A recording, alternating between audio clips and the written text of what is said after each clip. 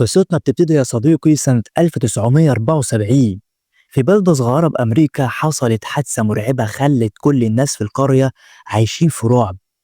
كان في بيت قديم ومهجور على طرف المدينة. الناس كلها كانت بتقول إنه مسكون بأرواح شريرة. في يوم من الأيام 4 شباب قرروا إنهم يدخلوا البيت ده بالليل ويشوفوا المكان ده بنفسهم. دخلوا البيت متأخر بالليل.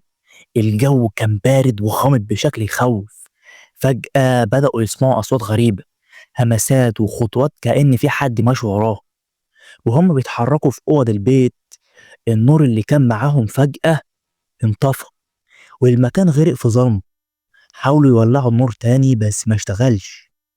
وبينما هم في نص الخضة سمعوا صوت ست بتصرخ جاي من الدور التاني. طلعوا الطبق اللي كان جاي منه الصوت، لقوا أوضة واحدة بس بابها قديم. أول ما قربوا حسوا ببرودة جامدة جدا، كأن التلج مالوا الأوضة. فتحوا الباب بالراحة لقوا الأوضة فاضية تماما، ما عدا مراية كبيرة مكسورة متعلقة على الحيطة.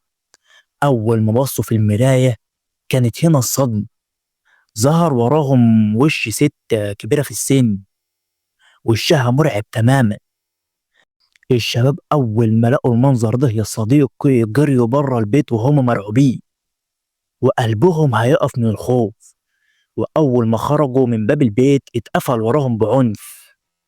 ومن اليوم ده يا صديقي بقت المدينة كلها بتحكي عن أصوات غريبة وناس بتشوف ظلال مرعبة حوالين البيت ده. ولحد دلوقتي البيت ده مقفول يا صديقي والكل بيحذر يقرب منه.